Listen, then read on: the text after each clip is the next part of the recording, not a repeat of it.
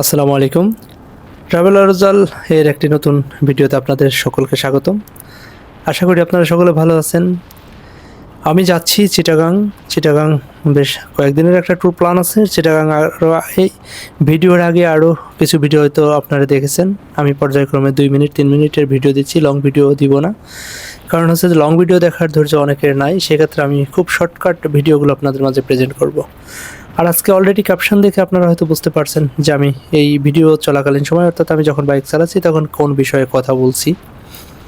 সেটা হচ্ছে যে কোনো কাজ আপনি করবেন আপনার পছন্দ অনুসারে, আপনি আপনার বিবেক থেকে আপনি আপনার দায়িত্ব পালনের জন্য কাজ করবেন। সেই কাজ হোক কারোর পছন্দ বা না পছন্দ, বা কেউ যদি ওই কাজ নিয়ে কোনো সিন্ডিকেট করেও থাকে, তাহলে কোনো দিকে কর্ণপাত দেওয়ার দরকার নেই। আপনি আপনার দায়িত্ব যথাযথভাবে পালন করে যাবেন, এটাই হচ্ছে নিয়ম, এটাই করা উচিত। ধরেন আপনার একটা কাজ, যেমন আমি যাচ্ছি, ঘুরতে যাচ্ছি, আমি অফিস থেকে ছুটি নিয়েছি, আমার ভালো লাগে। কেউ না কেউ হয়তো কটাক্ষ করবে, কই যাচ্ছি, কেন যাচ্ছি, টাকা খরচ করতে যাচ্ছি, সময় নষ্ট করতে যাচ্ছি, পরিশ্রম করতে যাচ্ছি, বাইক চালায় অনেক কষ্ট, অনেকে অনেক জ্ঞান দিবে। এই পৃথিবীতে জ্ঞান দেওয়ার মানুষের কিন্তু অভাব নেই, ঠিক আছে? শুধুমাত্র আপনার মনের যে চাহিদা, মনের চাহিদার জন্য আপনি যে কাজ করবেন, সেই কাজ আপনি আপনার প্রয়োজন মতো করে যান।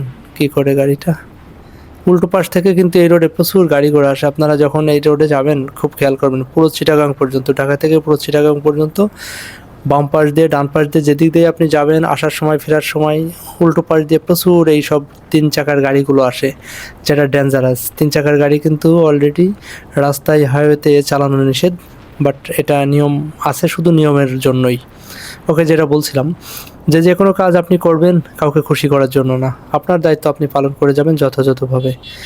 অনেকেই আছে যে, যেমন আমার ক্ষেত্রে অনেক ঘটেছে, আমি আমার কাজ করেছি, ঠিক আছে, পরিশ্রম করে একটা কাজ করেছি, এটাকে অনেকে মূল্যায়ন করে নাই। এটা না করলেও সেটা তার বিষয়, বাট আমি করেছি আমার নিজের স্যাটিসফ্যাকশানের জন্য। খুব জাম লেগে গেছে সামনে।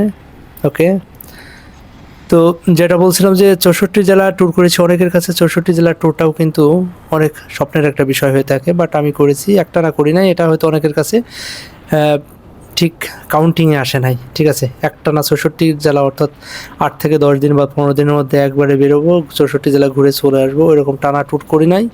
বাট একটা বিষয় হচ্ছে যে আমি জব করি যে ট্যুর করি, এটাই আমার জন্য অনেক বেশি কিছু। আর আমি যে টাইপসের জব করি, এই টাইপসের জব থেকে একটানা 10-15 দিন ছুটি নেওয়া, এটা আমার জন্য অলিক ঘটনা। হয় আমাকে জব ছাড়তে হবে, না হয় আমার হচ্ছে যে চাকরি রিটায়ারমেন্টের পরে যেতে হবে। বাট সেই রকম ধৈর্য আমার নাই। আমি আমার সময় মতো আমি করেছি, চেষ্টা করেছি। অনেকেই মূল্যায়ন করে নাই, তাতে আমার কিছু যায় আসে না। বাট আমি আমার নিজের খরচে, নিজের টাকা দিয়ে, নিজের সব কিছু দিয়ে আমি চেষ্টা করেছি। এটা আমার একটা স্যাটিসফ্যাকশান, আমার একটা মাইল ফলক যে আমি বাংলাদেশের 64 জেলা ঘুরেছি। এটা একটা এক্সাম্পল দিলাম আপনাদের। আসলে যেটা বলার কারণ সেটা হচ্ছে যে আপনি আপনার বিবেক দ্বারা কাজ করবেন। আপনি আপনার অফিস দায়িত্ব হোক, পারিবারিক দায়িত্ব হোক, সামাজিক দায়িত্ব হোক, যে কোনো দায়িত্ব আপনি পালন করে যাবেন যথাযথভাবে। কেউ সেটা মানুক বা না মানুক, বাট আপনি দেখবেন যে আপনি সঠিকভাবে কাজ করে যাচ্ছেন, আপনি কিন্তু নিজের স্যাটিসফ্যাকশনে থাকবেন। তো ভিডিওটি এ পর্যন্তই। সবাই ভালো থাকবেন, লাইক কমেন্ট দিয়ে পাশে থাকবেন। আল্লাহ হাফেজ।